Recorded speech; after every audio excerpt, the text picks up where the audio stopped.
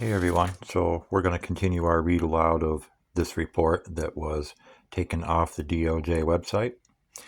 We are now up to page 5, as we can see. And so here we go. Continuing, as those belonging to racial, ethnic, and religious minority groups, implications of transitioning out of military service. The University of Southern California researchers intend to supplement these results by interviewing members from the social networks of military veterans and civilians who committed homegrown violent extremism between 2003 and 2019. The findings produced thus far are important, especially because the association between military experience and terrorism is understudied. Ultimately, these results suggest that people who transition from active duty to veteran status experienced a nuanced, complex, and potentially lifelong process. Veterans who encounter difficulties during this transition and desire but lack a sense of community, purpose, and belonging after leaving the military may be attracted to the pull of domestic extremist groups. In these groups, veterans can lead and collaborate with others of similar ideologies to accomplish a shared mission akin to what they did in the military. For example, the military veterans in this study largely endorsed right-wing values. Thus, perhaps something about the narratives of right-wing extremist groups compensates for the void felt when leaving military service. With such insights in mind, researchers recommending forming partnerships among civilians, the military, and veteran communities to identify and prevent violent extremism among U.S. veterans. Longevity of terrorist plots in the United States. A major question for researchers and counterterrorism officials is how to prevent the next act of terrorism or violent extremism from occurring.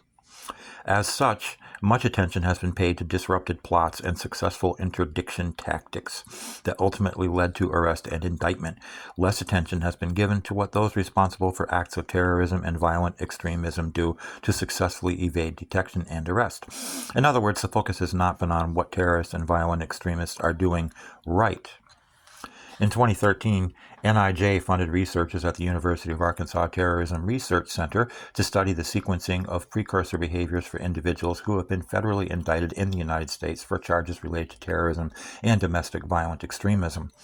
Based on preliminary analysis, the researchers somewhat serendipitously observed lifespan differences between lone actors and those operating in small cells or more formalized groups. Consequently, it warranted a more comprehensive examination of the factors that increased the likelihood of terrorists and violent extremists evading arrest. NIJ funded the researchers to identify behaviors that improve the chances of plot longevity or the ability for terrorists to commit acts of terrorism and evade capture by law enforcement for individuals federally indicted on terrorism-related charges. Data on the longevity of terrorism and violent extremism plots come from the American Terrorism Study, the longest-running project on terrorism and violent extremism in the United States. With NIJ funding that began in 2003, the American Terrorism Study maintains the most comprehensive data set on temporarily linked precursor behaviors and outcomes of terrorism and violent extremism plots. To examine plot longevity, the Arkansas researchers limited their analysis to 346 federally indicted individuals who were linked to the planning or completion of a terrorist attack in the United States from 1980 to 2015. Longevity, or duration of their terrorist lifespan, is based on the date of a person's involvement in their first preparatory activity and their neutralizing date, usually the date of arrest. One of the key findings from this research is a correlation between significant declines in the lifespan of individual terrorists and major changes to the U.S.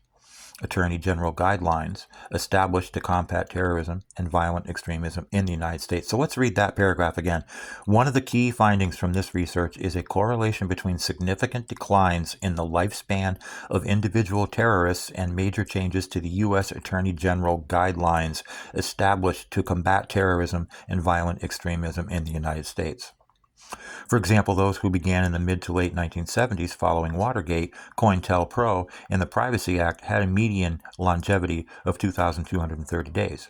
In contrast, the median lifespan of terrorists who began operating in the mid-1980s decreased to 1,067 days.